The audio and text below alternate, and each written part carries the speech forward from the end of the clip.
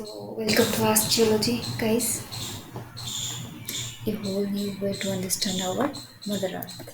Okay, तो ये हो गया हम लोग का प्रीवियस क्लास में हम लोग क्या पढ़े थे? हम लोग पढ़े थे कि abundance of elements in the solar system. ठीक है, किसका क्या अबंडेंस है? सबसे ज़्यादा किसका है? हम लोग का हाइड्रोजन और हीलियम का. उसके बाद लिथियम, बोरॉन, बेरिलियम, ये सब बहुत ही कम अमाउंट में है. उससे ज़्यादा उसके बाद फिर से क्या हुआ ना, मास नंबर इंक्रीज होने के साथ साथ हम लोग का अबंडेंस भी कम होते गया. ठीक है, जितना हेवियर एलिमेंट्स फॉर्म होता गया उसका अबंडेंस जो है हम लोग का यूनिवर्स से वो कम कम होते गए. ठीक है, और उसके चलते हम लोग एक रूल पढ़े थे जो कि है हम लोग का ओडो हार्किन्स रूल. प्लीज़ ये वाला जो डेफिनेशन है इसको थोड़ा क्या नोट कर लो. It state that an element with even atomic number. देखो, इसका नाम जो है वो है ओडो हार्किन्स रूल. ठीक है, लेकिन यहाँ पे क्या रूल में क्या है ना, जो इवन एटॉमिक नंबर है such as carbon seal is more abundant than both elements with the adjacently. ये वाला जो हम लोग का टर्म है adjacently, ये बहुत इंपॉर्टेंट है. ठीक है, अगर कभी भी ओडो हार्किन्स रूल कहीं पे भी तुम लोग मेंशन कर रहे हो तो adjacent मतलब अगर तुम लोग एक इवन एटॉमिक नंबर का एलिमेंट ले रहे हो, एग्जांपल तुम कार्बन भी ले सकते हो. ठीक है, तो उसके जो एडजेसेंट में ऑड एटॉमिक नंबर होगा, तो compare to this even atomic number ये दो एलिमेंट का जो अबंडेंस है वो कम होता है. ठीक है, तो ऐसे ही अगर हम लोग फिर ये ऑड आ गया, फिर उसके बाद क्या आ गया, इवन आएगा. ठीक है, ये वाला एक इवन आएगा, तो उसके एडजेसेंट में क्या हुआ, ये वाला एक आएगा और फिर से जो वाला आएगा ये वाला, ये ऑड हो गया. तो इसका जो अबंडेंस है वो क्या है, कम है compare to this even atomic number. ठीक है, तो ये हो गया तुम लोग का ऑर्डर हार्किन्स रूल. जैसे कि हम लोग अगर कार्बन ले रहे हैं सॉरी, अगर जब हम लोग कार्बन ले रहे हैं तो कार्बन का एडजेसेंट में ऑड एटॉमिक नंबर वाला एलिमेंट कौन कौन है? एक हो गया हम लोग का बोरॉन और एक हो गया नाइट्रोजन. ठीक है, तो ये दोनों का अबंडेंस कंपेयर टू कार्बन ये बहुत कम है. तो ऑर्डर Harkins rule is this. Then हम लोग क्या पढ़े थे कि न्यूक्लियोसिंथेसिस. ठीक है, न्यूक्लियोसिंथेसिस में क्या होता है, कुछ नहीं, जो प्री एग्जिस्टिंग न्यूक्लियाई होता है उसमें से रिएक्शन न्यूक्लियर रिएक्शन होके एक नया वाला फॉर्म करता है. ठीक है, the process that creates new atomic nuclei from the pre existing. उसके बाद न्यूक्लियोसिंथेसिस में हम लोग दो टाइप का पढ़े थे. एक हो गया तुम लोग का बिग बैंग न्यूक्लियोसिंथेसिस और एक हो गया कॉस्मिक रे. तो बिग बैंग में हम लोग को क्या था कि पहले हम लोग का ये जो स्पेस था यहाँ पे कुछ नहीं था. Okay, there was nothing. तो उसके बाद एक पॉइंट से शुरू हुआ सब कुछ, तो इसको हम लोग बोलते हैं सिंगुलरिटी. ये वाला कॉन्सेप्ट को हम लोग बोलते हैं सिंगुलरिटी. उसके बाद ये क्या हुआ ना, धीरे धीरे धीरे धीरे, नॉट धीरे, ये प्रोसेस बहुत फास्ट है लेकिन फिर भी यूनिवर्स का जो इवोल्यूशन हुआ वो बहुत टाइम के बाद हुआ. तो ये पॉइंट क्या हुआ ना, सडनली कूल होना स्टार्ट, एक्सपेंडिंग होने मतलब एक्सपांड होना स्टार्ट किया, और उसके साथ साथ जब एक्सपांड हो रहा है तो क्या होगा, हम लोग का टेम्परेचर फॉल होगा या कूलिंग होगा. उसके बाद यहाँ पे हाइड्रोजन और हीलियम न्यूक्लियर प्रोसेस से फॉर्म हुआ और very little amount of lithium, beryllium and boron भी फॉर्म हुआ था. ठीक है, तो अच्छा, okay, I am sorry guys, यहाँ पे एक मैं मिस्टेक की थी लास्ट क्लास में. कोई एक मुझे करेक्ट किया था and that guy was right. Okay, but not completely. वो जो रिएक्शन था कॉस्मिक रे स्पाइरेशन के लिए, वो रिएक्शन कॉस्मिक रे स्पाइरेशन के लिए नहीं था, लेकिन उसको छोड़ के और बाकी जो भी मैं बताई थी वो सही है. तो मेनली कॉस्मिक रे स्पाइरेशन में क्या होता है कि देखो, यहाँ पे तुरंत बिग बैंग होने के बाद हम लोग का hydrogen, helium, lithium, beryllium, boron ये बहुत ट्रेस अमाउंट में फॉर्म हुआ. ठीक है, ये बहुत ट्रेस अमाउंट में फॉर्म हुआ है. उसके बाद क्या हुआ, धीरे धीरे धीरे धीरे हम लोग का इवोल्यूशन होना स्टार्ट किया और बाकी हम लोग का जो स्टेलर न्यूक्लियोसिंथेसिस है, ठीक है, वो सब शुरू हो गया. तो उसके बाद ये कॉस्मिक रे में क्या होता है कि हम लोग का एक प्राइमरी प्रोटॉन और न्यूट्रॉन होता है. फर्स्ट क्या होता है, हम लोग का एक प्राइमरी प्रोटॉन और न्यूट्रॉन होता है. ये किसी का भी हो सकता है. ठीक है, हाइड्रोजन हो सकता है या हीलियम हो सकता है, कुछ भी. कोई भी प्राइमरी एलिमेंट से पहले हम लोग का प्रोटॉन न्यूट्रॉन आता है, उसके बाद हम लोग का एटमॉस्फेयर में आके इंसिडेंट होता है या एटमॉस्फेयर में आता है। उसके बाद एक सेकेंडरी टारगेट एलिमेंट हमको मिल जाता है और सेकेंडरी मतलब सेकेंडरी टारगेट एलिमेंट का जो प्रोटॉन और न्यूट्रॉन है उसके साथ रिएक्ट करता है। और ये जो सेकेंडरी टारगेट एलिमेंट है जो कि एटमॉस्फेयर में होता है और ये ओके तो ओके हाँ, ये जो होता है ये हम लोग का ऑक्सीजन हो सकता है, नाइट्रोजन हो सकता है, सिलिकॉन हो सकता है, कोई भी heavier element than your hydrogen and helium.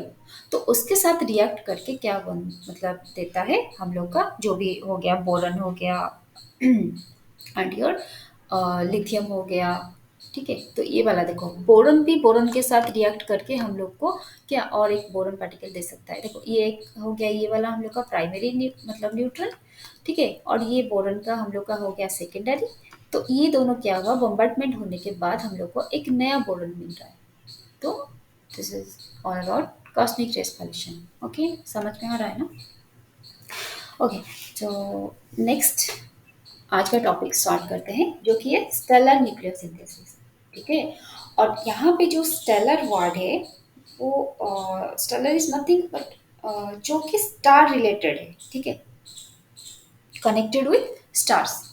So stellar nuclear synthesis is the creation of chemical elements by nuclear fusion reaction within the star. ये सिर्फ स्टार के कोर में ही और सरफेस में ही ये वाला प्रोसेस होता है। ठीक है, और ये बहुत सारे यहाँ पे मतलब बहुत सारे प्रोसेस है। देखो, कार्बन मतलब carbon N element with atomic number greater than that, okay, greater than carbon came into came into existence only after the formation of star। ठीक है, पहले हम लोग का क्या था, सिंगुलर पॉइंट से सब कुछ स्टार्ट हुआ। उसके बाद क्या हुआ, ये वाला, उसके बाद हम लोग का क्या हुआ ना, हाइड्रोजन और हीलियम फॉर्म हुआ। ठीक है, इसके बाद जब बहुत टेम्परेचर 300,000 केल्विन को कूल हो गया आफ्टर सो मेनी ईयर्स, फिर हम लोग का क्या हुआ, धीरे धीरे स्टार फॉर्म होना शुरू हुआ। ठीक है, उसके बाद क्या हुआ, फिर हम लोग का जो हेवियर एलिमेंट्स है वो सब धीरे धीरे फॉर्मेशन होना शुरू हुआ। तो यहाँ पे how they are form, how the stars are form. ठीक है, तो यहाँ पे क्या होता है कि आप मतलब बिग बैंग के बाद हम लोग का जो यूनिवर्स का स्टेट था वो क्या था, इनहोमोजेनियस था। ओके, इनहोमोजेनियस हॉट गैस, ये फॉर्म में हम लोग का यूनिवर्स था। उसके बाद क्या हुआ, मतलब ये वाला जो हम लोग का इनहोमोजेनिटी, ओके, इनहोमोजेनिटीज इन हॉट गैस और इन यूनिवर्स, ये क्या हुआ, which led to the formation of proto-galaxy। इसको थोड़ा नोट कर लो, मैं बहुत कुछ ऐसे छोटा छोटा टर्म ऐड की हूँ। ठीक है, इसको बस पेपर पेन में थोड़ा पूरा हल्का से, पूरा प्रॉपर नोट्स नहीं, बस इसको याद रखने के लिए ऐसे नोट्स कर लो। ठीक है, तो उसके बाद क्या हुआ, प्रोटो गैलेक्सी फॉर्म हुआ। ठीक है, मतलब लगभग 0.5 क्या ये पहले, मतलब ये after big bang. Okay, and through a process of gravitational attraction. ठीक है, तो यहाँ पे जो भी इनहोमोजेनियस हॉट गैस था ये धीरे धीरे ग्रेविटेशनल अट्रैक्शन के प्रोसेस से ये क्या हुआ, प्रोटो गैलेक्सीज फॉर्म हुआ। उसके बाद क्या हुआ, ये कोलैप्स कर गया, collapse due to instabilities within the protogalaxy. तो उसके बाद हम लोग का क्या हुआ ना, स्टार फॉर्म हो गया। ठीक है, और धीरे धीरे subsequently nuclear synthesis of elements occur कहाँ पे हो रहा है ना, कोर ऑफ द स्टार। ठीक है, स्टार का जो कोर रीजन है वहाँ पे धीरे धीरे न्यूक्लियर सिंथेसिस हुआ और हेवियर एलिमेंट्स हम लोग का जो वो फॉर्म हो गया। ठीक है, इतना तक समझ में आया। अब देखते हैं आगे। ठीक है,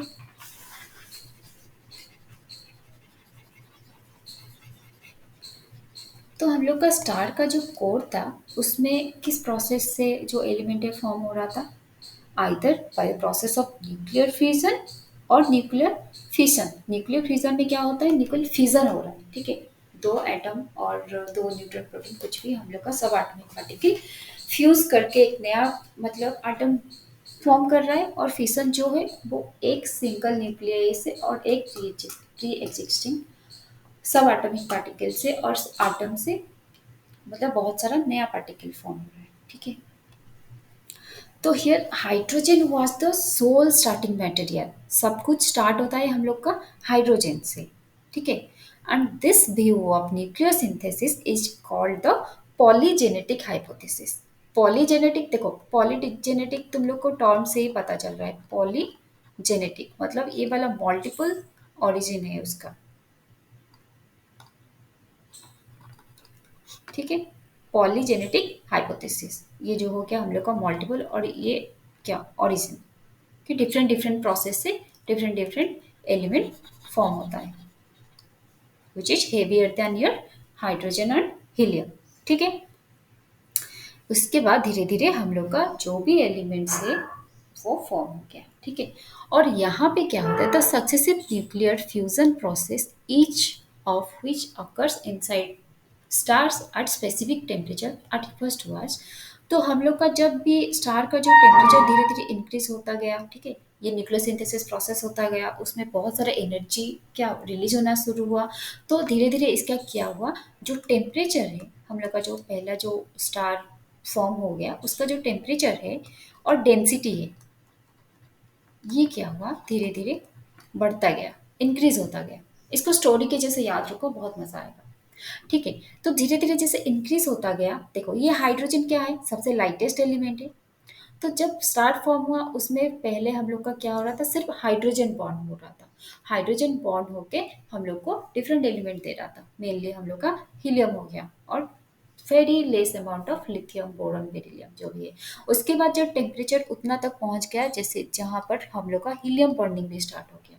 तो धीरे धीरे जैसे जैसे टेम्परेचर हम लोग का इंक्रीज करता गया नीचे की तरफ से, और डेंसिटी भी क्या हुआ ना इंक्रीज करता गया। और उसके बाद फिर हम लोग का हेवियर एलिमेंट्स जो है वो भी बर्न होता गया और हम लोग को नया एलिमेंट्स देता गया, ठीक है। समझ में आ रहा है। तो यहाँ यहाँ पे हम लोग का मेनली 6 प्रोसेस है स्टेलर न्यूक्लियर सिंथेसिस में, ठीक है। जो कि हम लोग का हाइड्रोजन बॉन्ड हुआ, उसके बाद टेम्परेचर डेंसिटी इंक्रीज होने के साथ साथ हम लोग का हीलियम बॉन्ड हो गया, फिर हम लोग का कार्बन बॉन्डिंग स्टार्ट हो गया, फिर नियॉन बॉन्डिंग स्टार्ट हो गया, फिर ऑक्सीजन बॉन्डिंग स्टार्ट हो गया, देन सिलिकॉन, ओके। तो ashes from one bonding stage providing the fuel for the next, and the conversion of gravitational energy into thermal energy providing the automatic temperature rise।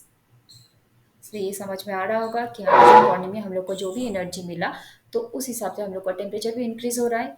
तो उसके लिए मतलब देखो ये वाला हाइड्रोजन लाइटर है देन हीलियम, तो ये हेवियर है, इसको बॉन्ड होने के लिए ज़्यादा एनर्जी चाहिए देन योर हाइड्रोजन। तो हाइड्रोजन बर्निंग में जो भी एनर्जी प्रोड्यूस हुआ था वो हीलियम बर्निंग में हेल्प किया। तो ये फ्यूल टाइप का काम कर रहा है कि इनका प्रीवियस में जो अगर ये हीलियम बर्निंग में जो भी एनर्जी रिलीज होगा ये हेल्प करेगा किसमें ना कार्बन बर्निंग में, ठीक है। तो धीरे धीरे हम लोग का बर्निंग मतलब ऐसे न्यूक्लियोसिंथेसिस जो प्रोसेस है वो चल रहा है और एनर्जी रिलीज हो रहा है, और वही एनर्जी फिर आगे भी हम लोग का हेवियर एलिमेंट को बर्न करने में और नया एलिमेंट को प्रोड्यूस करने में हेल्प करता है। समझ में आ गया। यहाँ पे देखो ये वाला जो ग्राफ है राइट साइड में, यहाँ पे देखो ये हो गया सेंट्रल डेंसिटी और ये हो गया सेंट्रल टेम्परेचर। देखो ये टेम्परेचर के साथ साथ हम लोग का जो डेंसिटी है ये इंक्रीज होता जा रहा है। देखो हाइड्रोजन बॉन्डिंग पहले स्टार्ट हुआ यहाँ पे, ठीक है। उसके बाद फिर हीलियम बॉन्डिंग स्टार्ट हुआ, यहाँ पे देखो धीरे धीरे टेम्परेचर इंक्रीज होता जा रहा है और इस डायरेक्शन में हम लोग का डेंसिटी इंक्रीज होता जा रहा है। उसके बाद फिर यहाँ पे कार्बन बॉन्डिंग, फिर नियॉन बॉन्डिंग, फिर ऑक्सीजन, फिर देन लास्ट में हम लोग का क्या मिल रहा है सिलिकॉन बॉन्डिंग। ये सब कहाँ पे होता है ना स्टार में होता है, इसीलिए हम लोग को मतलब स्टार के कोर में होता है, इसीलिए हम लोग इसको क्या बोलते हैं ना स्टेलर न्यूक्लियोसिंथेसिस, ठीक है। ये वाला क्लियर। तो नेक्स्ट चलते हैं।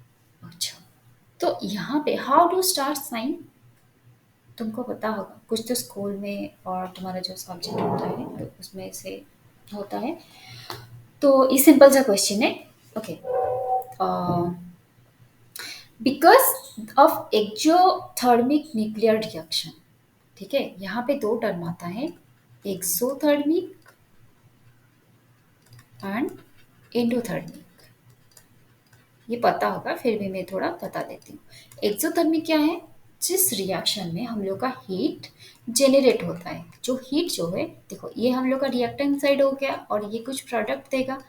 तो एक्सोथर्मिक रिएक्शन में हम लोग का ये प्रोडक्ट मतलब हाँ, जो हीट जो है वो प्रोडक्ट साइड में जेनरेट होता है, तो इसको हम लोग बोलेंगे एक्सोथर्मिक। और एंडोथर्मिक क्या है? ये रिएक्शन होने के लिए हीट चाहिए, इसको एनर्जी चाहिए, तो इसको हम लोग बोलते हैं एंडोथर्मिक रिएक्शन। ठीक है। तो ये जो सब स्टार के कोड में जो भी न्यूक्लियोसिंथेसिस प्रोसेस हो रहा है, ये सब क्या है? एक्सोथर्मिक है। मतलब ये बहुत large amount of energy release करते हैं। ठीक है।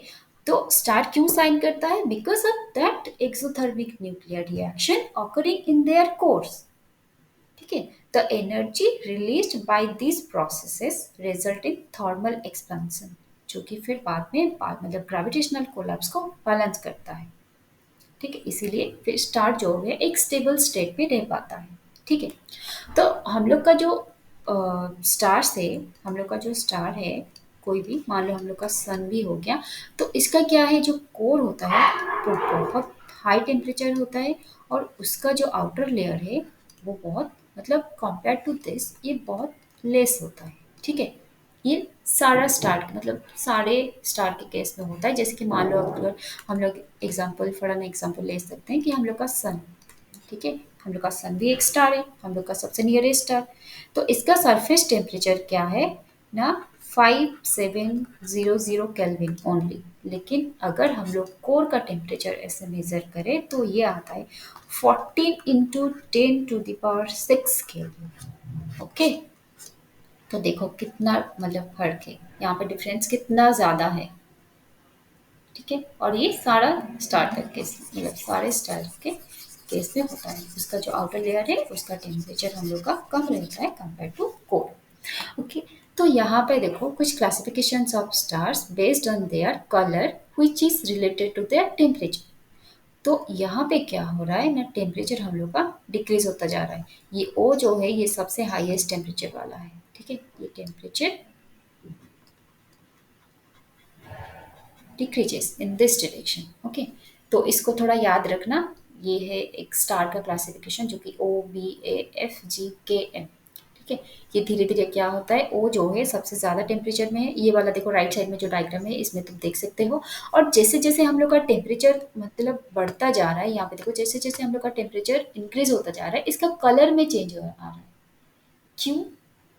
किसी को पता है? Any idea? देखो, जब स्टार यहाँ पे टेम्परेचर ज़्यादा है, हमको पता है कि एक नॉर्मल बॉडी, ठीक है, एक नॉर्मल बॉडी मतलब अगर 0 डिग्री केल्विन से ज़्यादा टेम्परेचर है तो वो कुछ ना कुछ एनर्जी एमिट करेगा। तो यहाँ पे हम लोग का जो 25000 केल्विन है, तो सोचो इतना हाई टेम्परेचर में तो ये इतना ज़्यादा कितना ज़्यादा एनर्जी रिलीज कर रहा है, मतलब इसका रेडिएशन कितना हाई है। वैसे मतलब वैसे भी हम लोग के बॉडी में से भी रेडिएशन हो रहा है, तो हमारे आसपास जो भी चीज़ें सबसे सब मतलब सबसे रेडिएशन होता है। जिसका टेम्परेचर है कुछ भी 0 से ज़्यादा वो सब रेडिएट करते हैं। ठीक है। तो सोचो इतना हाई टेम्परेचर में वो क्या करेगा, एक पर्टिकुलर वेवलेंथ में मैक्सिमम रेडिएशन करेगा। ठीक है। ये इसको ओइंस डिस्प्लेसमेंट लॉ बोलते हैं। ये थोड़ा आगे जब रिमोट सेंसिंग तुम पढ़ोगे उसमें पढ़ोगे। ठीक है।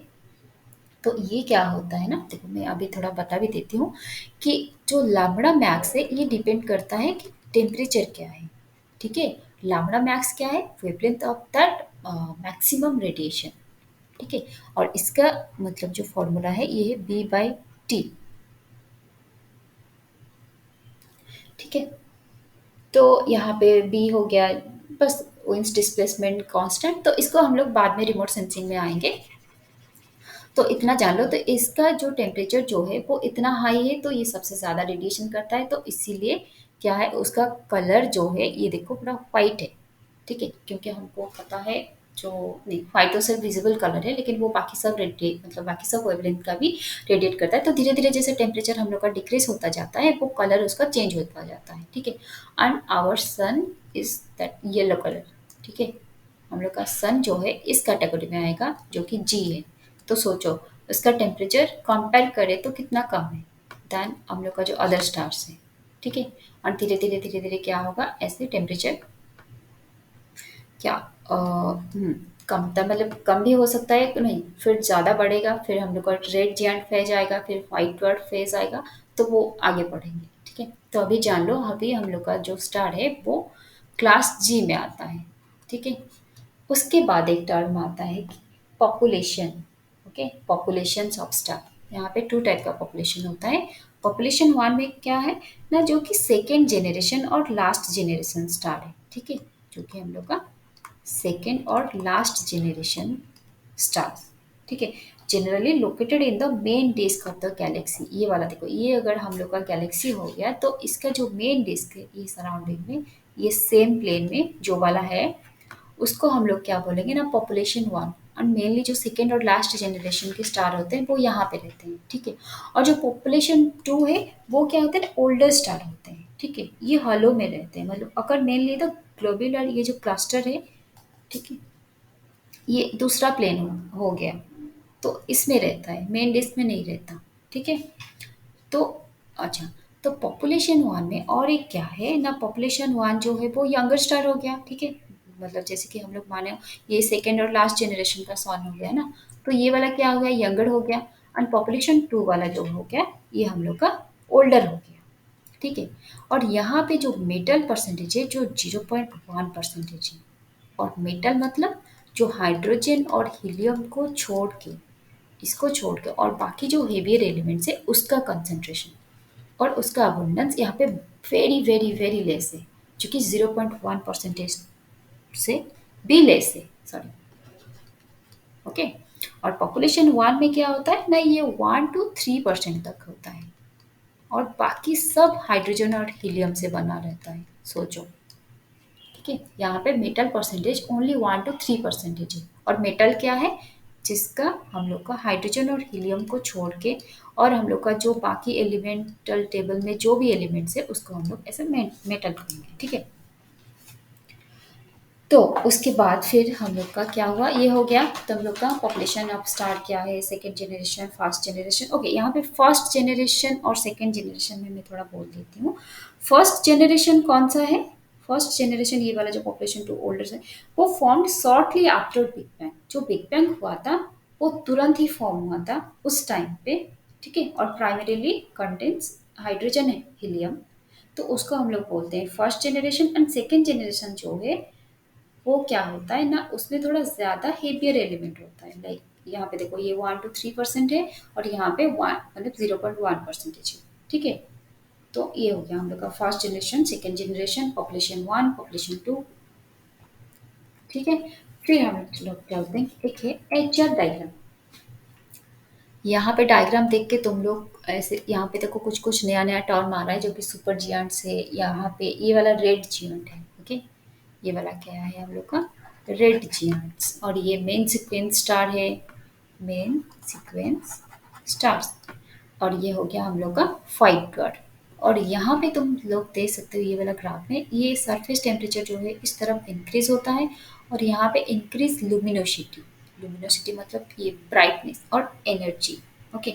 तो यहाँ पे देखो ना, एचआर डायग्राम, यहाँ पे प्लॉट किस किस के बीच में हो रहा है ना, plot of luminosity of stars versus wavelength of their principal emissions, ठीक है, जो मैं वेन्स डिस्प्लेसमेंट लॉ बोली थी।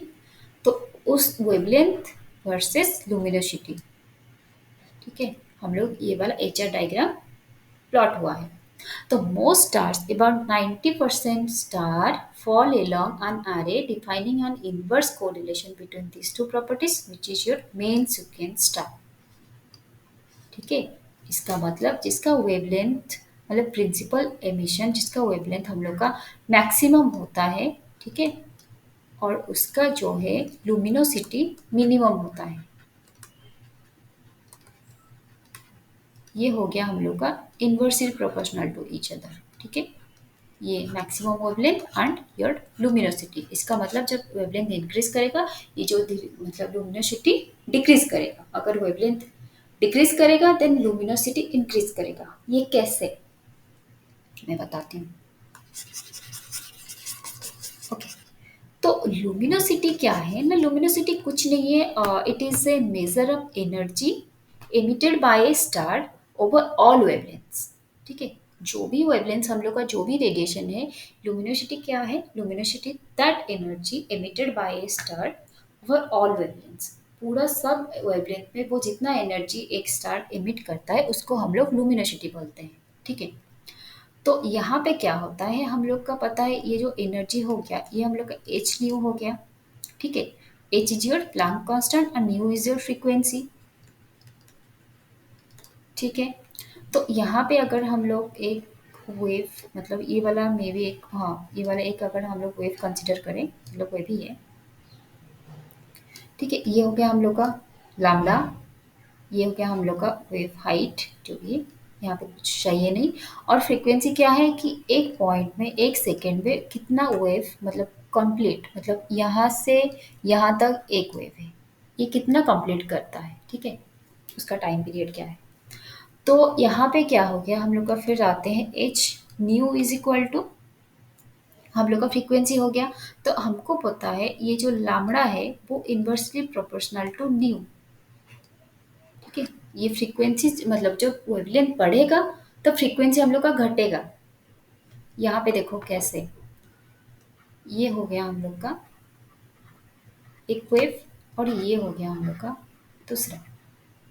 ठीक है, तो यहाँ पे देखो एक पॉइंट में अगर एक सेकेंड में यहाँ पे इसका जो वेवलेंथ है कितना छोटा है, तो एक सेकेंड में हम लोग मान लो यहाँ पे चार वेवलेंथ, चार वेव पास करके एक पॉइंट पे एक सेकेंड में जा रहे हैं, तो इसका जो फ्रीक्वेंसी हो गया लेट मान लो 4 है।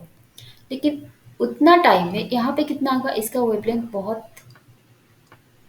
बड़ा है compare to this first case. ठीक है, ये उतने टाइम में वो एक और हाफ और समथिंग ऐसे क्रॉस करके जा रहा है। ठीक है, तो मतलब यहाँ पे समझ में आ रहा है ना, तो हम लोग का जो वेवलेंथ है वो क्या होता है ना, इन्वर्सली प्रोपोर्शनल टू न्यू। ठीक है, एंड ये जो वेवलेंथ है ये also inversely proportional to energy. ठीक है, जब वेवलेंथ डिक्रीज होता है तो उसका फ्रीक्वेंसी ज़्यादा होता है, उसका एनर्जी रेडिएशन ज़्यादा होता है।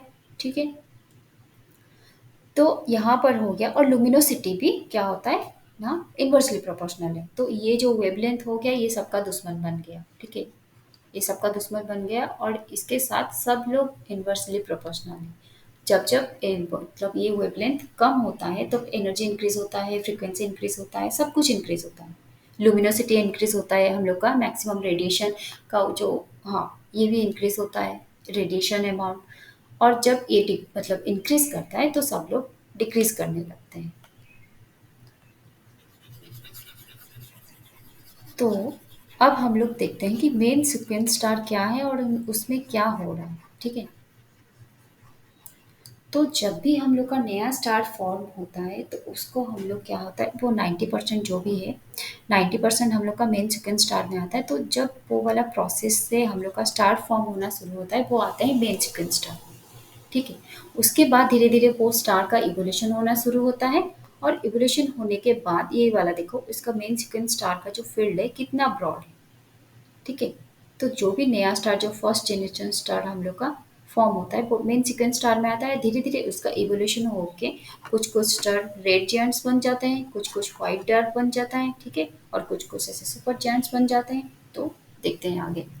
तो mass and radius of main sequence stars are related to their temperature and luminosity। तो ये अब आ गया हम लोग का, देखो मेन सीक्वेंस स्टार यहाँ पे क्या है। देखो मेन सीक्वेंस स्टार में लार्ज स्टार भी आता है और स्मॉल स्टार भी आता है। ठीक है, ये हो गया तुम लोग का लार्ज हो गया, ये स्मॉल हो गया। तो इसमें थोड़ा क्या क्या डिफरेंस है ये थोड़ा नोट कर लो, ये इम्पोर्टेंट है। तो हम लोग का जो मतलब बिगर स्टार है, जो बिग स्टार है उसका जो है मास क्या है, मोर है। ठीक है, इसका जो मास है मोर है। तो इसके चलते क्या होगा, प्रेशर और टेम्परेचर क्या होगा, प्रेशर और टेम्परेचर भी इसका ज़्यादा है। ठीक है, और उसके चलते हम लोग का जो फ्यूज़न रेट है, मतलब जो न्यूक्लियर फ्यूज़न रिएक्शन चल रहा है वो भी बहुत फास्ट फास्ट हो रहा है। तो इसके लिए इसका जो लाइफ स्पैन है वो बहुत जल्दी ख़त्म हो जाएगा। ठीक है, यहाँ पे जो लार्ज स्टार है इसमें क्या है ना, इसका मास मोर है, टेम्परेचर भी मोर है, और उसका प्रेशर भी ज़्यादा है और उसका जो फ्यूज़न रेट वो भी ज़्यादा है। लेकिन इसके चलते हम लोग क्या होगा ना, जल्दी-जल्दी हम लोग का न्यूक्लियर रिएक्शन होगा और जो भी हाइड्रोजन हो गया और हीलियम हो गया वो धीरे-धीरे रिएक्शन में आके वो ख़त्म हो जाएगा और लास्ट में ये क्या होगा, कोलैप्स हो जाएगा और ये जो स्टार है वो ख़त्म हो जाएगा। तो इसका जो लाइफ स्पैन है ये शॉर्टर है। Okay, then your small star में क्या है, मास लेस है, इसके चलते प्रेशर और टेम्परेचर भी कम है। इसका मतलब प्रेशर टेम्परेचर कम है मतलब लुमिनोसिटी भी कम है। ये जो टेम्परेचर है वो डायरेक्टली प्रोपोर्शनल टू योर लुमिनोसिटी।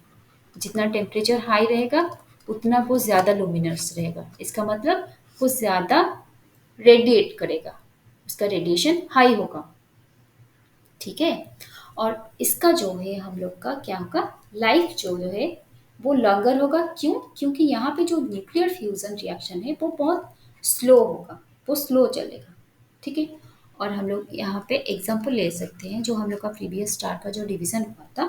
तो हम लोग का जो ओ और बी है, ओ और बी क्लास में जो स्टार था वो लार्जेस्ट स्टार आ सकता है मतलब इस ग्रुप में। और यहाँ पे हम लोग का के और एम स्टार। ठीक है, ये आएगा हम लोग का क्या, सॉटर स्टार। ठीक है, और ये सॉटर स्टार जो है वो कूलर होता है और डार्क होता है क्योंकि उसका टेम्परेचर भी कम है than your larger one. And ये लेस लुमिनस होता है एंड ये मोर लुमिनस होता है। ठीक है, समझ में आ गया ये डिफरेंस जो है, इसको थोड़ा नोट कर लो। ठीक है, फिर आगे देखते हैं। ये वाला एक ग्राफ देखो, इसको इरेज करने दो। यहाँ पे ग्राफ थोड़ा देखो, ये हो गया हम लोग का जो हम लोग का स्टेलर मास है, जो स्टार का हम लोग का मास है।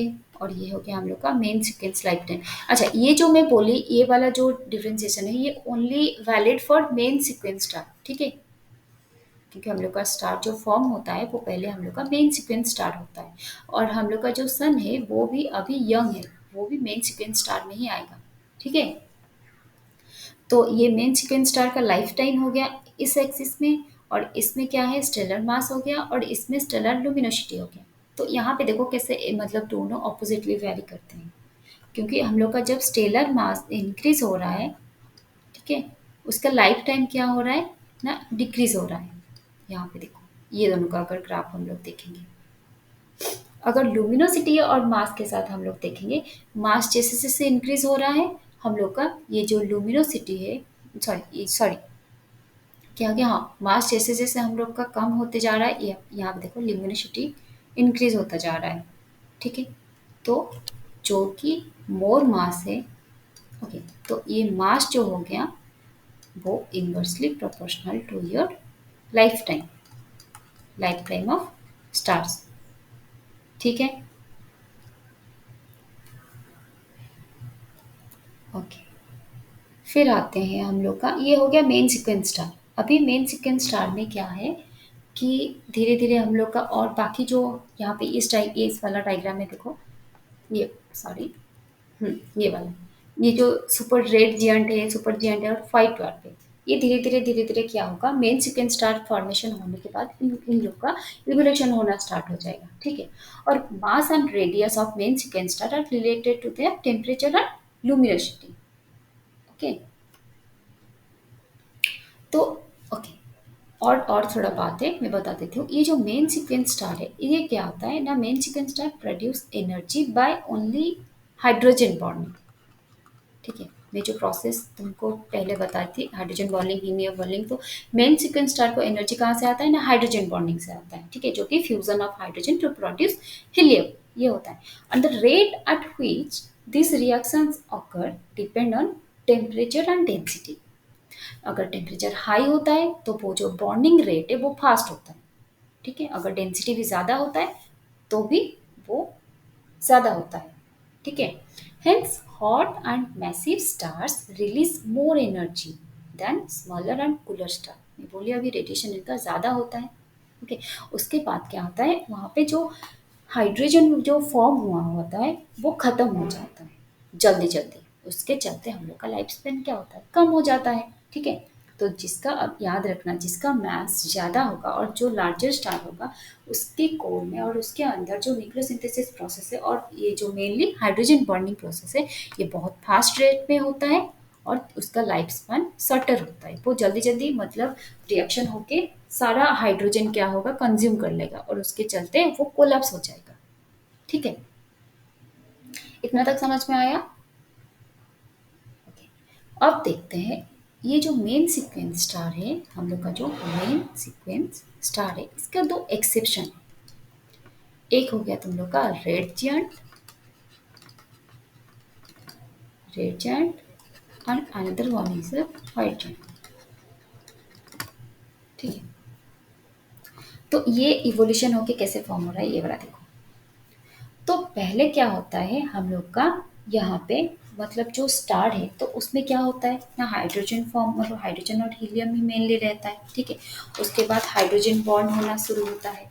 ठीक है, हाइड्रोजन जो है मतलब हाइड्रोजन हम लोग का लाइटेस्ट एलिमेंट है, इसीलिए वहाँ पे जो एनर्जी चाहिए होता है और एनर्जी रिलीज होता है वो मतलब लेस होता है than the other one. Okay, then the other reactions.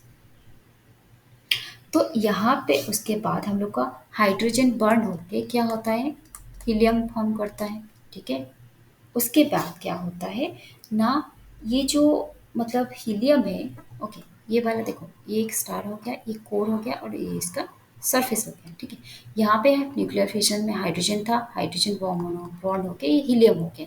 और हीलियम तुमको पता है ये हेवियर एलिमेंट है, तो यहाँ पे अभी क्या हुआ, यहाँ पे डेंसिटी डिफरेंट हो गया, आ गया, क्योंकि यहाँ पे हीलियम, हाइड्रोजन से हीलियम फॉर्म होने लगा और ये सरफेस में हाइड्रोजन ही अभी भी डोमिनेट कर रहा है। तो यहाँ पे डेंसिटी डिफरेंस की वजह से यहाँ पे क्या होगा ना, हम लोग का कन्वेक्शन नहीं हो रहा है, इसका मतलब यहाँ पे लेयरिंग होना शुरू हो गया। ठीक है, यहाँ पे जो कोर है वो हेवियर बन मतलब हेवियर हो गया और इसका जो सरफेस है वो लाइटर हो गया। ठीक है, क्योंकि यहाँ पे मेनली हाइड्रोजन ज़्यादा है और यहाँ पे हीलियम ज़्यादा हो गया। ठीक है, तो इसमें हम लोग का कोर और आउटर लेयर में कन्वेक्शन नहीं हो पाया, इसीलिए यहाँ पे लेयरिंग डेवलप हो गया।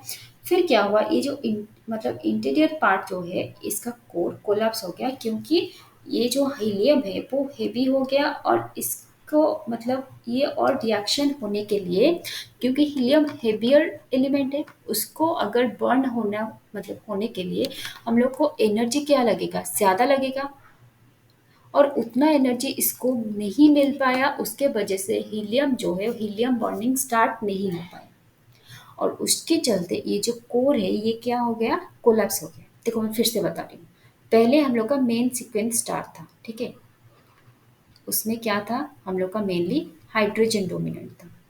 फिर हाइड्रोजन क्या हुआ, हीलियम को कन्वर्ट हुआ और यहाँ पे कोर में प्रोसेस चल रहा है।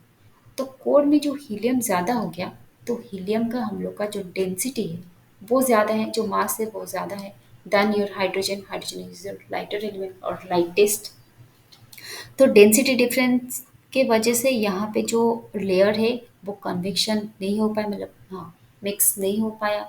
और ये कोर जब क्या हुआ ना, यहाँ पे हाई हीलियम, जब हाइड्रोजन खत्म हो गया फिर हीलियम बर्निंग स्टार्ट होना था, लेकिन नहीं हो पाया क्योंकि हम लोग के पास उतना एनर्जी अवेलेबल नहीं था। फिर ये क्या हुआ, कोलैप्स हो गया।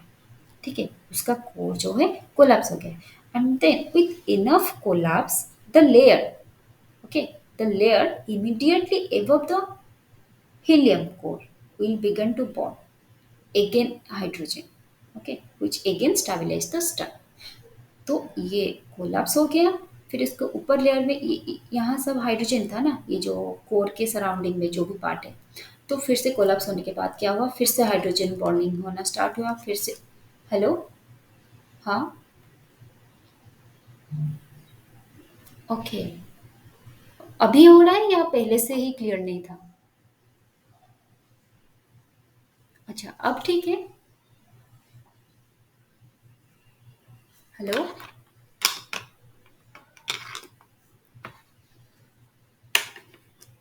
बाकी सब थोड़ा चेक कर लो। अच्छा, तुम अपना थोड़ा नेटवर्क चेक कर लो, ठीक है, मैं वेट कर रही हूँ।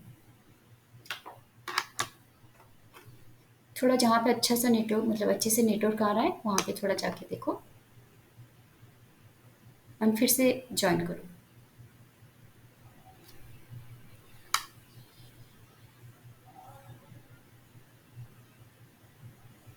अभी क्लियर है मेरा वॉइस?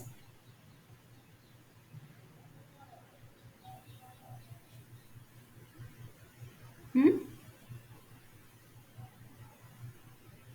क्या बोल रहे हो, फिर से बोलो।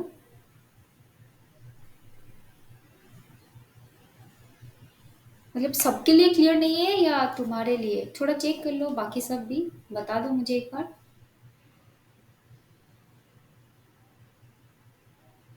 कि तो मे बी यहाँ पे बारिश हो रहा है ना, तो शायद उसी मतलब इसीलिए एक काम करते। Okay okay.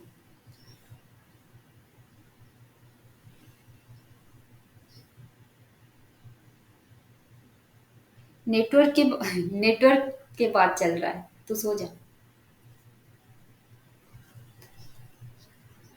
Okay okay.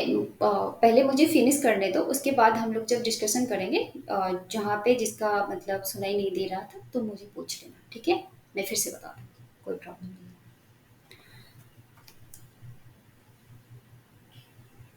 Okay. तो यहाँ पे क्या हो रहा है हम लोग का, ये हो गया। ओके, पहले से मैं फिर से बताती हूँ। तो हीलियम बॉन्ड मतलब हीलियम का जो कोर था वो कोलैप्स हो गया, और फिर से इसका जो कोलैप्स होने के बाद इसका जो आउटर लेयर में जो भी हाइड्रोजन था वो फिर से क्या हुआ, बॉन्ड होना शुरू हो गया और हीलियम फॉर्म किया, और फिर से ये जो स्टार था उसको स्टेबलाइज कर दिया। ओके। तो ये जो प्रोसेस है हम लोग का हाइड्रोजन बॉन्डिंग के बाद, तब तक ये हाइड्रोजन बर्न होता गया, तब जब तक हम लोग को इनफ एनर्जी ना मिल गया हो हीलियम बर्निंग स्टार्ट होने के लिए। ओके। तब तक हम लोग का हाइड्रोजन बॉन्डिंग चलता गया। ओके। तो उसके बाद हम लोग का सेम टाइम में क्या हुआ, यहाँ पे हाइड्रोजन जब बर्न हो रहा था फिर एनर्जी जो इंक्रीज कर रहा था, यानी कि टेम्परेचर इंक्रीज कर रहा था, और उसका जो प्रेशर है वो भी इंक्रीज कर रहा था।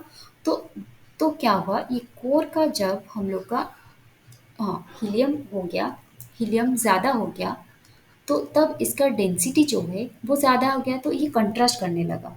तो उसके चलते टेम्परेचर मतलब टेम्परेचर भी ज़्यादा हो गया, डेंसिटी भी ज़्यादा हो गया, तो ये कंट्रास्ट करने के मतलब जब कंट्रास्ट करने लगा तो उसका जो आउटर लेयर है वो क्या हुआ, एक्सपैंड होना शुरू हो गया। ठीक है। और टेम्परेचर जो है वो क्या हुआ ना, आउटर लेयर इंटीरियर से आउटर को आने लगा जो टेम्परेचर। ठीक है। इसको हम लोग क्या बोलते हैं, कंडक्शन जो भी है। ठीक है। तो यहाँ पे क्या हुआ, हम लोग का रेड जियांट का फॉर्म हुआ, रेड जायंट। ठीक है।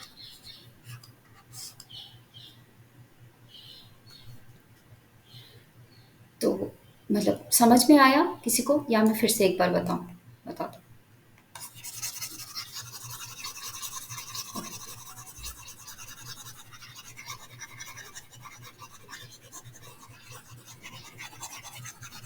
मैं शॉर्टली फिर से एक बार बता देती हूँ। पहले हम लोग का जो मेन सीक्वेंस स्टार था, यहाँ इसका जो मतलब पूरा स्टार जो था उसका एक कोर था, मतलब तब तक कोर फॉर्म नहीं हुआ था, ये मतलब हाइड्रोजन और हीलियम का एक मिक्सचर था जिसमें हाइड्रोजन डोमिनेंट था।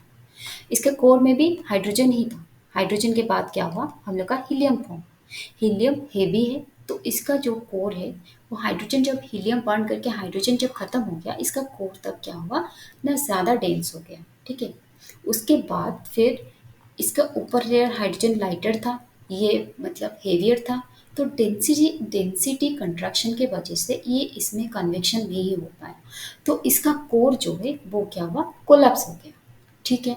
तो उसके कोलैप्स होने के बाद ये वाला जो हेवियर कोर हो गया था, उसके कोलैप्स होने के बाद ये सराउंडिंग में जो हाइड्रोजन था ये फिर से क्या हुआ ना, बर्न होने लगा और हीलियम न्यूक्लियर फॉर्म किया। तब फिर से ये वाला स्टार पूरी तरह से कोलैप्स, मतलब सिर्फ कोर कोलैप्स हुआ था, स्टार अभी भी था। ठीक है। जब फिर से वो हाइड्रोजन बॉन्डिंग स्टार्ट हुआ तो फिर से ये स्टेबलाइज हो गया। ठीक है। उसके बाद एक टाइम ऐसा आया कि हम लोग के पास सफिशिएंट एनर्जी मतलब टेम्परेचर, ठीक है, ज़्यादा हो गया, जिसके चलते हम लोग का हीलियम बर्निंग भी स्टार्ट हो गया। हीलियम हेवियर देन हीलियम क्या है, हेवियर देन हाइड्रोजन। तो इसके लिए हम लोग को जितना एनर्जी चाहिए होता है हीलियम के लिए उतना ज़्यादा एनर्जी चाहिए होता है इसको बर्न करने के लिए। ठीक है। तो जब हम लोग के पास उतना अमाउंट में एनर्जी क्या कलेक्ट हो गया उसके बाद फिर हीलियम बर्निंग स्टार्ट हुआ। ठीक है।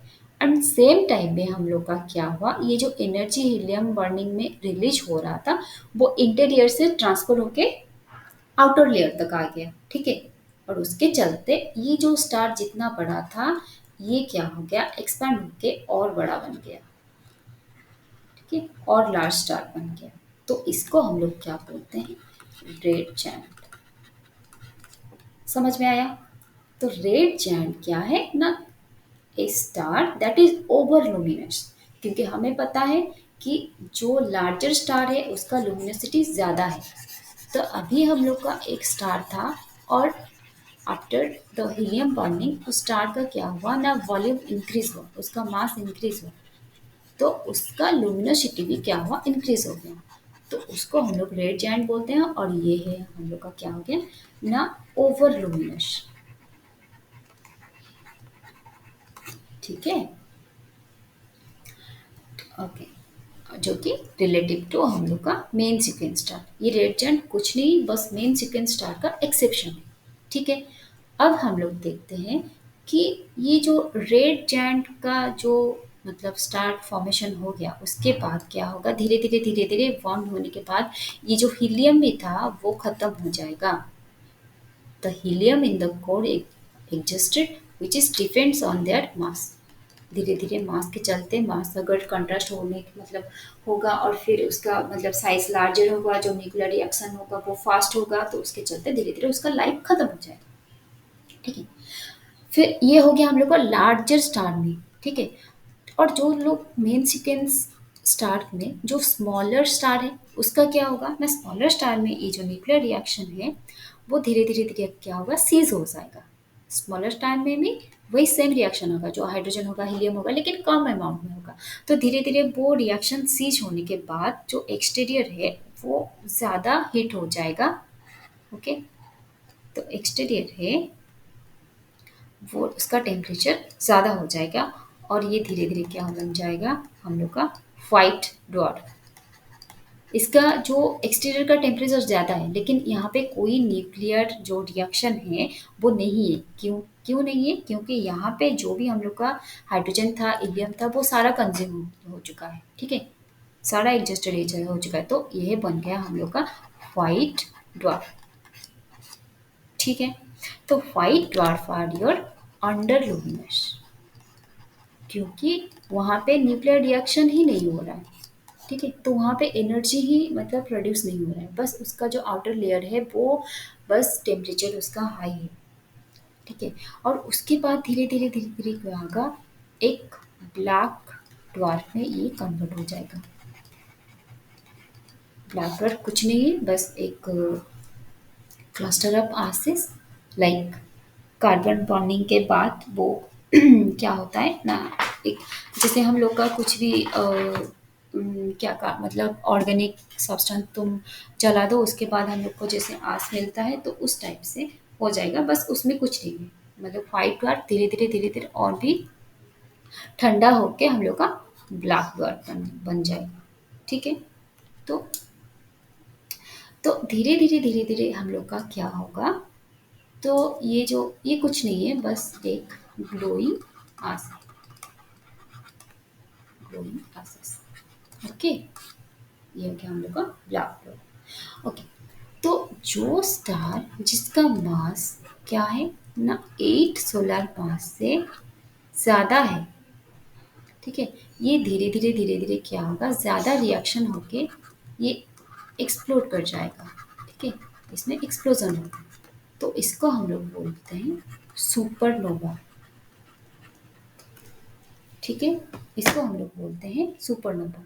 जैसे कि some stars run through their evolution relatively rapidly. Okay. And produce nearly all the heavier elements. पहले हम लोग का जो लार्ज स्टार है वो उसके अंदर जो हम लोग को पता है पहले से जो न्यूक्लियर रिएक्शन है वो रैपिडली होता है। उसके बाद क्या होगा, वो सारा हेवियर एलिमेंट्स भी प्रोड्यूस कर देगा। ठीक है? तो उसके बाद जब सारा रिएक्शन खत्म हो जाएगा, सीज़ हो जाएगा, तो क्या होगा, वो एक्सप्लोज़न होगा, ठीक है? जाइगेंटिक एक्सप्लोज़न, बहुत बड़ा एक्सप्लोज़न होगा, तो उसको हम लोग बोलते हैं सुपरनोवा, ठीक है? और जिसमें सारा हेवियर एलिमेंट्स लगभग मतलब बन चुका है, और जब एक्सप्लोज़न होगा तो वो वाला एलिमेंट कहाँ जाएँगे? वो स्पेस में मिलेंगे, और उसके बाद स्पेस में मिलने के बाद फिर से क्या होगा, क्लस्टर बनाएँगे, और फिर से क्या होगा, न्यू स्टार फॉर्म करेंगे, ठीक है? तो ऐसे होता है स्टार का लाइफ, मतलब जो भी मतलब स्टार है, वो धीरे-धीरे मेन सीक्वेंस स्टार में आएँगे, व्हाइट ड्वार्फ में आएँगे, कुछ-कुछ हम लोग का रेड जायंट भी बन जाएँगे।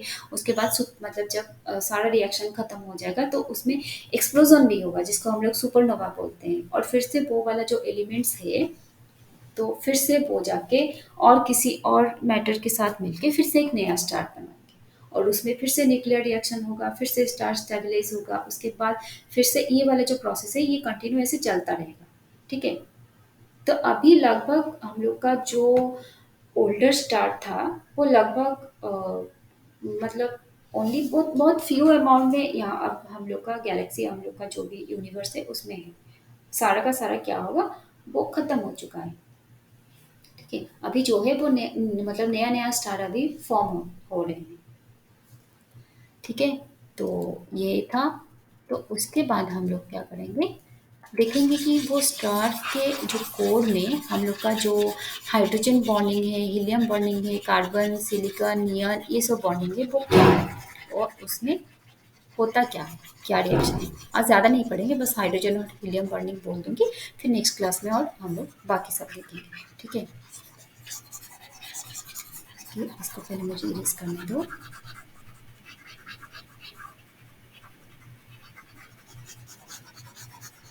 आई होप कि तुम लोग को मतलब समझ में आ रहा होगा, अगर नहीं आ रहा होगा तो मुझे फिर से पूछना, और ज़्यादा बोरिंग मत होना।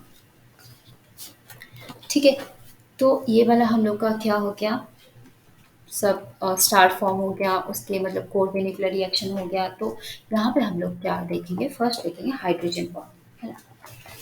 तो आराम से सुनो, कुछ मतलब ज़्यादा नहीं है, बहुत ही सिंपल है। हाइड्रोजन बॉन्डिंग में क्या होता है, बस हाइड्रोजन बॉन्ड होता है। ये कब स्टार्ट होता है ना, बिगिन विथ, ये वाला देखो, ये वाला बाद में आएंगे, ये देखो, hydrogen bonding begins in a star if it is massive enough for temperature to reach। तो यहाँ पे टेम्परेचर हम लोग का जो चाहिए 10⁸ kelvin, temperature to reach 10⁸ kelvin, और उसका डेंसिटी क्या होना चाहिए हम लोग का, sorry sorry sorry sorry, this is for helium bonding, sorry sorry, okay. जो हम लोग का हाइड्रोजन होगा तो उसमें क्या रहेगा, टेम्परेचर हम लोग का कम रहेगा, लाइक 10⁷ केल्विन। ठीक है, ये जो हम लोग का यहाँ पे टेम्परेचर यहाँ पे होना चाहिए 10⁷ kelvin, not exactly approx, okay. तो ये कब होता है ना, ये स्टार्ट होता है जब gravitational collapse of star has protected to the point where density is your 6 gram per centimetre cube और टेम्परेचर इज योर 10⁷ केल्विन। ठीक है, उसके बाद क्या होगा ना, हाइड्रोजन का फ्यूज़न होगा, हाइड्रोजन का फ्यूज़न होगा, और उसके बाद क्या होगा ना, हीलियम फॉर्म होगा। ठीक है, तो इसके बाद जो एलिमेंट बिल्डिंग प्रोसेस है वो बिगन होगा, हाइड्रोजन बॉन्डिंग के साथ ही हाइड्रोजन बॉन्ड होगा, हीलियम प्रोड्यूस होगा, इसके चलते सारा एलिमेंट फिर मतलब स्टेज स्टेज होकर फॉर्म होगा। और हाइड्रोजन बॉन्डिंग में 3 स्टेजेस है, जिसमें कि एक प्रोटॉन और एक दूसरे प्रोटॉन के साथ मिलके क्या देता है हम लोग का ड्यूटेरियम, जो कि हाइड्रोजन का और एक आइसोटोप D2, सॉरी हाइड्रोजन 2, और उसके साथ हम लोग का गामा। फिर ये जो मतलब हाइड्रोजन 2 आता है, ये फिर से ये क्या है, बहुत अनस्टेबल है, इसकी इसीलिए इसको इसका जो अबंडेंस है वो बहुत लो है। ठीक है, ये बहुत ही अनस्टेबल है। उसके बाद फिर से ये क्या होगा, एक प्रोटॉन के साथ रिएक्ट करके हम लोग का 3 हीलियम देता है। ठीक है, प्लस गामा। तो ये फिर 3 हीलियम क्या होता है, फिर से 3 हीलियम के साथ मिलके हम लोग को क्या देता है ना, 4 हीलियम देता है, और एक और 2 हाइड्रोजन देता है। ठीक है, और गामा देता है। यहाँ पे एक चीज़ नोटिस करो, देखो यहाँ पे हाइड्रोजन है, हाइड्रोजन हाइड्रोजन के साथ रिएक्ट करके हम लोग का क्या दे रहा है मतलब यहाँ पे हीलियम दे रहा है, और यहाँ पे देखो हीलियम 3 फिर से कंज्यूम हो जा रहा है और हीलियम 4 फॉर्म हो रहा है। तो इसीलिए ये जो हीलियम 3 का जो अबंडेंस है वो लो है देन योर हीलियम 4। और हाइड्रोजन फिर से यहाँ पे 2 फॉर्म हो रहा है, तो इसके चलते जो हाइड्रोजन का अबंडेंस है वो बहुत हाई है। समझ में आया ये वाला चीज़? क्योंकि हाइड्रोजन हाइड्रोजन पहले से है, हाइड्रोजन रिएक्शन मतलब रिएक्शन करके हीलियम 3 प्रोड्यूस कर रहा है, ठीक है? और फिर से हीलियम 3 फिर से रिएक्ट हो जा रहा है टू फॉर्म योर 4 हीलियम। तो इसके चलते हीलियम है उस, लेकिन यहाँ पे 4 हीलियम के साथ साथ हम लोग फिर से 2 हाइड्रोजन भी मिल रहा है। तो इसके चलते जो हाइड्रोजन है उसका अबंडेंस बहुत ज़्यादा है फिर हीलियम का। समझ में आया? ये तुम लोग का हो गया क्या, योर हाइड्रोजन बॉन्डिंग। और ये जो हाइड्रोजन है ये nothing but is a single proton. तो इसको हम लोग क्या बोलते हैं ना, प्रोटॉन प्रोटॉन चेन बोलते हैं। ठीक है, आराम से सुन लो, अभी मतलब ज़्यादा स्ट्रेस ना लो, बोरिंग नहीं तो बोरिंग हो जाओगे, बस सुन लो। जितने बार तुम लोग डाउट होगा पूछ लेना, मैं बता दूंगी। ओके, तो ये क्या है, this is the only source of energy for the first generation star. जो हम लोग का फर्स्ट जनरेशन जो मेन सेकंड स्टार में होता है, जो फर्स्ट जनरेशन, ये इसका एनर्जी सोर्स है। क्योंकि मैं बोली थी जो फर्स्ट जनरेशन है उसमें जो मेटल परसेंटेज है और हेवियर एलिमेंट परसेंटेज है वो 0.1 से कम है, उसमें सिर्फ हाइड्रोजन और हीलियम ही है। तो हाइड्रोजन हीलियम है तो हाइड्रोजन बॉन्डिंग से ही ये मतलब एनर्जी मिलेगा ना उसको।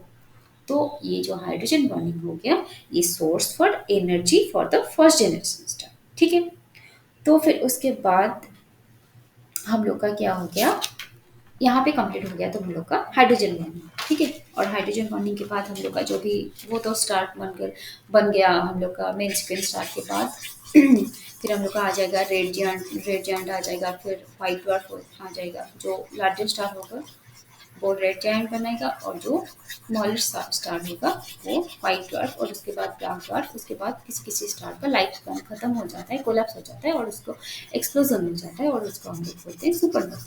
तो ये सब हो गया। ठीक है, और हाइड्रोजन बॉन्डिंग में और एक क्या है ना, हम लोग का सीनो साइकिल। ठीक है, देखो हाइड्रोजन बॉन्डिंग मतलब यहाँ पे हाइड्रोजन कंज्यूम हो रहा है, हाइड्रोजन हाइड्रोजन रिएक्शन करके हम लोग कुछ एनर्जी दे रहे हैं। लेकिन ये जो हम लोग का पहले हो गया प्रोटॉन प्रोटॉन चेन, पहले हम लोग का क्या हो गया, ये एक रिएक्शन है प्रोटॉन प्रोटॉन चेन। फिर उसके बाद क्या आएगा, CNO cycle. C for your carbon, N for your nitrogen, O for your oxygen. ठीक है, तो यहाँ पे क्या हो रहा है ना, कार्बन 12 हाइड्रोजन प्रोटॉन के साथ मिलके यहाँ पे 13 नाइट्रोजन दे रहा है। ठीक है, और यहाँ पे तुम अभी सोचोगे कि अभी तक तो हाइड्रोजन और हीलियम ही फॉर्म हुआ था, लेकिन यहाँ पे कार्बन कहाँ से आया, ये बात तुम्हारे दिमाग में आना चाहिए। ठीक है, ये यहाँ पे कार्बन कहाँ से आया, जैसे मैं बोली थी कि हम लोग का जो सुपरनोवा होता है, ठीक है, ये क्या होता है, कुछ टाइम के बाद जब रिएक्शन सारा सीज होता है हो जाता है तो ये एक्सप्लोजन हो जाता है। तो इसमें मैं बोली थी सारा हेवियर एलिमेंट फॉर्म होता है, और ये जो हेवियर एलिमेंट ये स्पेस में मिल जाता है, और इसके बाद फिर से एक नया स्टार मतलब फॉर्म होता है। तो ये जो नया स्टार है ये वही है, ये नया स्टार जो है वो उनका जो लास्ट जनरेशन से ये कार्बन मतलब कंटेन करता है, इसीलिए उसके अंदर कार्बन है। ये उसका खुद का न्यूक्लियर रिएक्शन से नहीं बना है, ये जब से फॉर्म हुआ था तब से कुछ अमाउंट में कार्बन इसमें था जो कि उसका प्रीवियस जनरेशन से आया है। ठीक है, जैसे हम लोग का कुछ जेनेटिक्स ये हो गया, हम लोग का कुछ भी तुम लोग का पापा मम्मी से आ जाता है। तो ये जो सुपरनोवा जो एक्सप्लोजन हुआ था उसमें से जो नया स्टार फॉर्म हुआ है उससे आया है। ठीक है, तो उसके बाद वो क्या होता है, फिर से प्रोटॉन के साथ रिएक्ट करके हम लोग का 13 नाइट्रोजन देता है, और फिर से ये वाला 13 नाइट्रोजन क्या करता है, फिर से 13 कार्बन को कन्वर्ट हो जाता है। ठीक है, एक बीटा देता है और एक गामा देता है। ये बीटा मतलब ये क्या है, ये गामा क्या है, हम लोग जब आज तक पढ़ेंगे तब मतलब पता चलेगा। फिर ये जो 13 कार्बन है ये क्या होता है ना, फिर से हम लोग का ये 13 कार्बन रिएक्ट करता है फिर से एक प्रोटॉन के साथ, और देता है हम लोग का 14 नाइट्रोजन। ठीक है, और ये 14 नाइट्रोजन क्या होता है, फिर से प्रोटॉन के साथ, मतलब ये रिएक्शन कंटिन्यूअसली चलता रहता है, ठीक है। ये एक फॉर्म हो गया, उसके बाद फिर से फॉर्म हो गया, पर साइमल्टेनियसली सर मतलब हर रिएक्शन चलता रहता है और एनर्जी प्रोड्यूस होता है। इसीलिए तो हम लोग जब सन को देखो, सन का जो रेडिएशन कितना ज़्यादा है, तो कंटिन्यूअसली ये न्यूक्लियर फ्यूजन प्रोसेस सारे स्टार के मतलब कोर में चलते जा रहा है, ठीक है। और कोर से जो रिएक्शन होके एनर्जी फॉर्म होता है, उसको सरफेस तक आने तक बहुत टाइम लगता है, क्योंकि मैं बोली थी कि due to the density difference, ठीक है, वहाँ पे उतना जल्दी कन्वेक्शन नहीं होता है। एक अगर हम लोग का कोर हो गया, उसके एक एनर्जी और एक पार्टिकल, जब मतलब एनर्जी मतलब क्या है, हम लोग का पार्टिकल रेडिएशन जो भी, इसको कोर से आउटर लेयर तक आने के लिए मिलियंस ऑफ ईयर लग जाता है, ठीक है। तो फिर जाके मतलब अभी हम लोग का जो रेडिएशन आ रहा है अर्थ सरफेस में, वो वाला रेडिएशन कब का फॉर्म हो चुका होगा, और लेकिन वो अभी आ रहा है, क्योंकि यहाँ पे डेंसिटी डिफरेंस मतलब इतना ज़्यादा है कि इसको आने के लिए बहुत टाइम लगता है, ये प्रोसेस बहुत स्लो है, ठीक है। ओके, ये टॉपिक से बाहर है, बस ऐसे बता दी। हाँ, फिर यहाँ पे क्या हो रहा है, फिर नाइट्रोजन एक प्रोटॉन के साथ कंबाइन होके यहाँ पे ऑक्सीजन दे रहा है, ठीक है। और फिर से ऑक्सीजन क्या हो देगा, फिर से नाइट्रोजन दे रहा है, तो ये जो प्रोसेस है ये कंटिन्यूसली चलता रहता है। फिर से नाइट्रोजन, फिर से हाइड्रोजन साथ रिएक्ट करके हम लोग का कार्बन दे रहा है, बस this is the whole reaction, ठीक है। ये क्या हो गया हम लोग का CNO साइकिल, क्योंकि यहाँ पे सिर्फ कार्बन, नाइट्रोजन और ऑक्सीजन इन्वॉल्व, इसीलिए हम लोग को उसको CNO साइकिल बोलते हैं, ठीक है। यहाँ पे देखो हम लोग का ये वाला रिएक्शन तुम देख सकते हो, ये फर्स्ट फेज का है, जो हाइड्रोजन बॉन्डिंग का जो प्रोटॉन प्रोटॉन चेन है, ठीक है। और अभी जो मैं बताई वो CNO साइकिल। तो इन दोनों में क्या होता है, ना सिर्फ हाइड्रोजन बॉन्ड होता है, मतलब हाइड्रोजन बॉन्डिंग प्रोसेस में, मतलब जो फर्स्ट जनरेशन स्टार है उसमें दिखाता है, ठीक है। उसके बाद क्या आएगा हम लोग का हीलियम बॉन्डिंग, ओके। तो हीलियम बॉन्डिंग ये क्या होता है, जब टेम्परेचर हम लोग का इंक्रीज होके, देखो हाइड्रोजन बॉन्डिंग हुआ, मैं बोले जो एनर्जी मतलब क्या, एनर्जी ज़्यादा से ज़्यादा रिलीज हो रहा है, तो इसका मतलब क्या है, टेम्परेचर इंक्रीज हो रहा है, ठीक है। टेम्परेचर इंक्रीज होकर जब 10⁻⁷ से 10⁸ केल्विन को कन्वर्ट हो जाएगा, तो टेम्परेचर इंक्रीज हो रहा है, तो कंट्रास्ट हो रहा है, तो उसका मतलब डेंसिटी जो है वो भी इंक्रीज करेगा, तो यहाँ पे डेंसिटी 10⁴, ठीक है, 10⁴ ग्राम पर सेंटीमीटर, ओके। तो यहाँ पे डेंसिटी हाई हो रहा है, टेम्परेचर भी हाई हो रहा है, तो इस रिएक्शन को, ये हीलियम बॉन्डिंग में जो रिएक्शन है उसको हम लोग एक बोलते हैं ट्रिपल अल्फा प्रोसेस। ये क्यों बोलते हैं, मैं बोलती हूँ, क्योंकि यहाँ पे हम लोग का 3 alpha particle means 3 helium 4 particle involve है। और ये रिएक्शन कैसे होता है, ये वाला देखो, देखो पहले एक हीलियम आएगा, फिर से एक हीलियम के साथ रिएक्ट करेगा, और यहाँ पे बेरिलियम बनाएगा, ठीक है। और ये जो बेरिलियम है इतना अनस्टेबल है, ये तुरंत क्या होगा ना, फिर से एक अल्फा पार्टिकल मतलब हम लोग का हीलियम के साथ रिएक्ट कर जाएगा, और उसके बाद क्या फॉर्म करेगा ना, कार्बन 6, ठीक है, और एक गामा, ठीक है। और इसके बाद ये कार्बन फिर से क्या होगा, मतलब मेनली ये दोनों प्रोसेस है, तो यहाँ पे देखो कंटिन्यूसली 3, ये एक अल्फा पार्टिकल हो गया, ये एक अल्फा पार्टिकल हो गया, ये एक अल्फा पार्टिकल हो गया, ठीक है। तो इसीलिए हम लोग को इसको ट्रिपल अल्फा बोलते हैं। और उसके बाद फिर फर्दर क्या होगा ना, ये जो कार्बन है इसके बाद फिर से हीलियम से मतलब कंबाइन होके ऑक्सीजन देगा, ऑक्सीजन 16, ठीक है। और यहाँ पे अदर एलिमेंट्स भी फॉर्म होता है, जैसे कि हम लोग ऑक्सीजन तो हो गया, फिर नियॉन फॉर्म होता है, फिर मैग्नीशियम भी फॉर्म होता है, ठीक है। And this helium bonding process is the key to the synthesis of all elements beyond helium.